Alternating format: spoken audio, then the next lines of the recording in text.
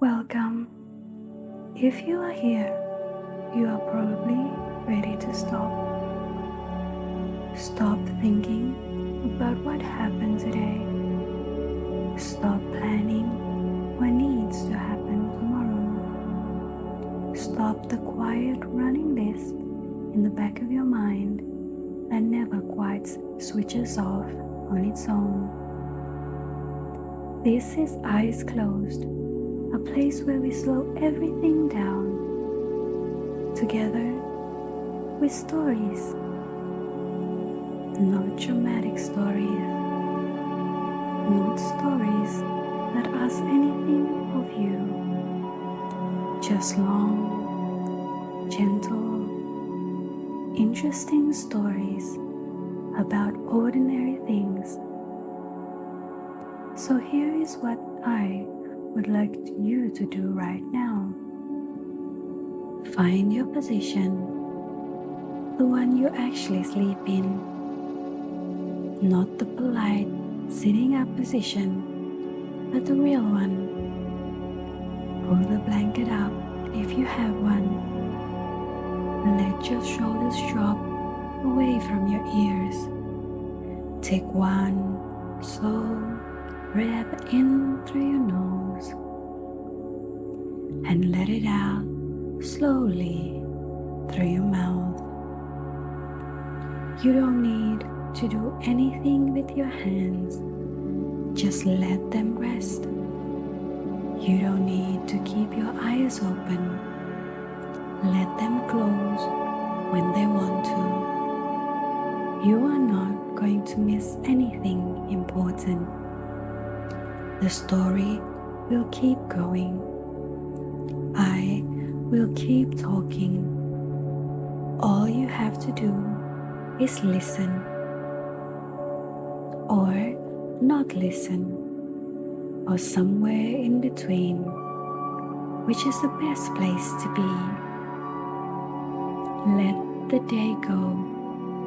It was what it was. Tomorrow is not here yet.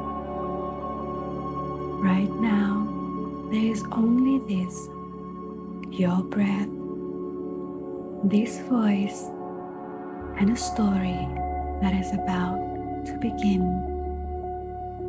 Are you ready? Then let's begin. Before clocks, time was approximate. The sun rose. The sun moved across the sky. The sun set. This was enough for most purposes, for most of human history. You woke when it was light. You worked while the light lasted. You sleep when it was dark. The finer divisions of time, the hours, the minute, the seconds, were not necessary until life became complicated enough to require them. When you are a farmer, following the seasons and the light, the hour does not matter much. When you are a merchant, coordinating the arrival of ships, or a medieval monk, organizing the 8 canonical hours of prayer that structure the monastic day, precision begins to matter. The history of the clock is the history of human life becoming more coordinated, more scheduled, more measured, and of our growing need to know exactly where we were in a river of time. There is something to sit with that. The clock did not just measure time, it changed how we experienced it. The sundial is the oldest timekeeping device we know of. A stick in the ground. A new moon casts a shadow that moves as the sun moves. The angle and length of that shadow tells you approximately where the sun is in the sky, and therefore approximately what time of day it is. Sundials developed over centuries, from simple sticks to elaborate calibrated instruments mounted on public buildings, inscribed with hour lines, sometimes corrected for the angle of the sun across different seasons. The ancient Egyptians, the Greek, the Romans all used sundials extensively. But sundials had obvious limitations. They did not work at night. They did not work when it was cloudy. And they were fixed in place. You could not carry a sundial. Water clocks, clepsydrew, solve some of these problems. A clepsydrew works by allowing water to drip at a controlled rate from one container to another. As the water level in the lower container rises, it indicates the passage of time. More sophisticated versions use the rising water to push a flow, which in turn move the pointer along a marked scale. The ancient Greeks used water clocks in law courts to time speeches. A speaker was given a certain amount of water, and when they ran out, they had to stop. In war, generals used clepsydra to coordinate night movements when sundials were useless. Water clocks required constant attention. They had to be refilled. The flow rate changed with temperature. They were better than nothing, considerably better, but they were imprecise. And then there was sand. The hourglass, two glass chambers connected by a narrow neck filled with fine sand, is a remarkably elegant device, simple to make, reliable, portable, requiring no water and no calibrations. It measures a fixed period of time, not the time of day, which limits its usefulness. But for many purposes, timing a sermon, measuring a cooking process, determining a sailor's speed at sea, a fixed interval was exactly what was needed. Hourglasses were used on ships well into the 19th century. The mechanical clock, driven by falling weights or coiled springs, regulated by an escapement mechanism, appeared in Europe in the late 13th century. The escapement is the heart of the mechanical clock. It is a device that allows a gear to advance by one tooth at a time in controlled steps, releasing the energy of the weight or spring in a series of discrete ticks rather than all at once. Each tick is a measured interval. Accumulate enough ticks and you have a minute. Accumulate enough minutes and you have an hour. The earliest mechanical clocks were large, built into towers, driven by heavy weights hanging on ropes, audible across the town. The clock tower became a landmark of the medieval European city. The clock struck the hours, one stroke, two stroke, counting out the time for everyone within earshot. This was new. Before the clock tower, time in a town was approximate and local. Different people had different senses of what time it was, and this didn't matter much because coordination was limited. The clock tower created shared time. The bell struck 3, and everyone in the market square knew it was 3. This mattered for commerce, for the scheduling of work, for the organization of guilds and markets and meetings. The mechanical clock did not just tell time, it standardized time, made it a shared resource, a common ground.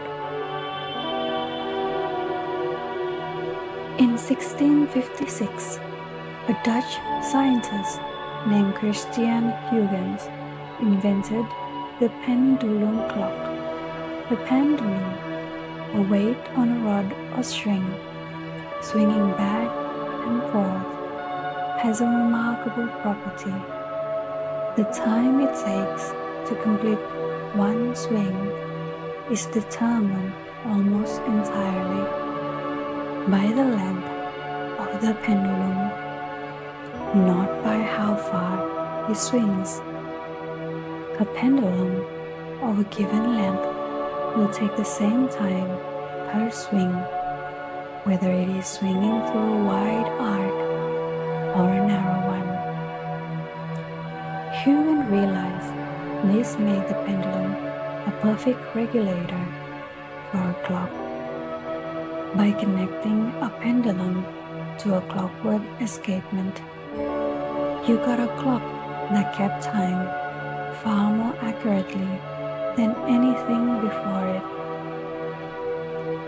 Pendulum clocks reduce timekeeping error from minutes per day to seconds per day.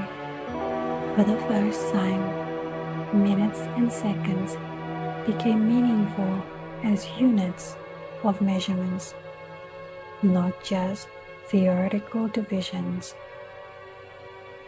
Navigators in particular cared desperately about accurate timekeeping. To determine longitude at sea, your position east or west on the globe, you need to know the time precisely. An error of 4 minutes in your clock meant an error of 1 degree of longitude, roughly 111 kilometers at the equator. Ships were getting lost and wrecked because of timekeeping errors. The British government offered a prize, the longitude prize, worth £20,000, an enormous sum, to whoever could solve the problem of measuring longitude at sea. A clockmaker named John Harrison spent most of his life building increasingly precise clocks, small and stable enough to use on a ship. His Ford chronometer, a watch-sized device completed in 1759, kept time to within 1/3 of a second per day across a sea voyage from England to Jamaica. Harrison won the prize. Eventually, after a long and bitter dispute with the scientific establishment that preferred an astronomical solution, his chronometers are still in the National Maritime Museum in Greenwich, London. They are still running. Before the railway, every town kept its own time. Local time was solar time, 12 o'clock noon. was when the sun was highest in the sky. In England, Bristol time was 10 minutes behind London time. Leeds was 6 minutes behind. Plymouth was 16 minutes behind. Each town had its own noon. This didn't matter much when travel was slow. Walking or riding a horse, you move through time gradually. The 10-minute difference between Bristol and London was not noticeable. The railway made it matter enormously. The train timetable requires consistent time. If Bristol runs on Bristol time and London runs on London time, a timetable printed in London listing a train arriving at Bristol at 12 noon means something different to a passenger in each city. Collisions happened. Passengers missed trains. Chaos threatened. The Great Western Railway, running between London and Bristol, was among the first to standardize on a single time, Greenwich time, the time at the Royal Observatory in Greenwich, London. Other railways followed, and in 1880, Britain legally standardized on Greenwich Mean Time across the entire country. Other countries followed through the late 19th century. The world was divided into time zones, each one an hour wide, each anchored to Greenwich Mean Time, plus or minus a whole number of hours. The idea that there was one universal reference point for time, Greenwich, on a hill in South London, and that the entire world has organized its clocks around it, is one of the more remarkable cultural agreements in history. Arbitrary in its origin, but accepted everywhere. The wristwatch is a surprisingly recent invention. Pocket watches, small mechanical watches carried in a waistcoat attached to a chain, were the personal timekeeper of the 19th century. Wearing a watch on the wrist was considered unusual, slightly effeminate, not quite serious. The First World War changed this. Soldiers in the trenches needed to coordinate attacks and movements precisely, without the fumbling delay of extracting a pocket watch under fire. Military authorities ordered wristwatches. Officers wore them. The wristwatch became associated with practicality and utility, and the association with femininity disappeared. After the war, the men who returned home wore wristwatches. The wristwatch became normal, then standard, then universal. By the mid-20th century, not to wear a wristwatch was unusual. The watch was not just a timepiece, it was a statement. The style of your watch, its size, its brand, its material, said something about who you were. Luxury watches became a category of prestige objects unlike almost anything else. A Rolex or a Patek Philippe was not just a watch. It was an heirloom, an investment, a signal. And then the smartphone arrived, and suddenly everyone had a precise clock in their pocket again. Wristwatch sales declined. Young people stopped wearing them. The wristwatch seemed to be going the way of the pocket watch. Then the smartwatch arrived, and the cycle began again. How do we measure time today? Not with pendulums, not with springs or weights, with atoms. The caesium atom clock, first developed in the 1950s, measured time by counting the vibration of caesium atoms. A caesium atom, stimulated by microwave radiation, oscillates between two energy states at a precise and unwavering frequency.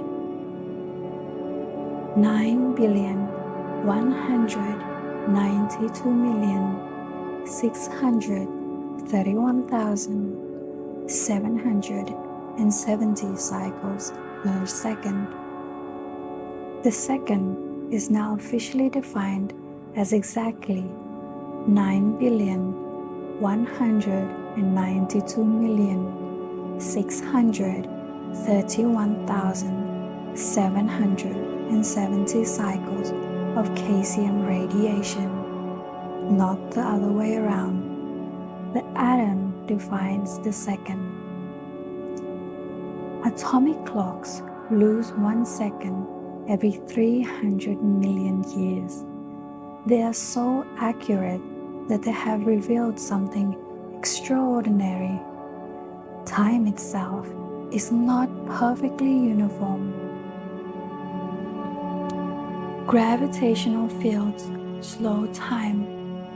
A clock at sea level ticks very slightly slower than a clock on a mountain top because it is in a stronger gravitational field. Einstein predicted this, the theory of relativity, and atomic clocks have confirmed it experimentally. The GPS system in your phone uses a constellation of satellites, each carrying an atomic clock. For GPS to work accurately, those clocks must be corrected continuously for the relativistic effects on their altitude and velocity. The time dilation predicted by Einstein. If the clocks were not corrected, GPS would drift by kilometers per day. Your phone knows where it is, partly because physicists understood that time bends near heavy objects. Tonight, you are not tracking time. That is the point of being here. The clock is somewhere on the wall, on your phone face down, on a wrist you have taken a watch from. Somewhere outside this moment, you don't need it. For most of the history we have just moved through, time was approximate. The sundial gave you the rough position of the sun. The water clock measured an interval. The church bell counted the hours. 1, 2, 3, and then silence again. The position that we live inside now, the minute, second, the notification, the scheduled meetings, the reminder, is extraordinarily recent. Your great-great-grandparents did not live in minutes.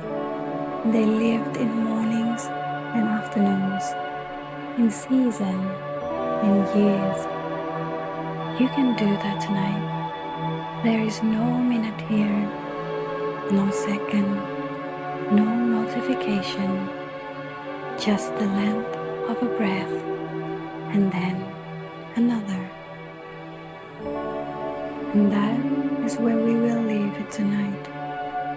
You came here to rest, and I hope that is exactly what you are doing right now, or close to it, somewhere in that warm, quiet place, between knowing and not knowing, between the story and the sleep. That is the whole point of this. If you made it all the way to the end, or if you are only hearing this now, coming back from somewhere deeper, thank you for being here. It means something that you chose this for your night. There will be another story when you are ready for it. Until then, stay exactly where you are. Let your breathing do what it knows how to do, and sleep well. This is Eyes Closed. Good night.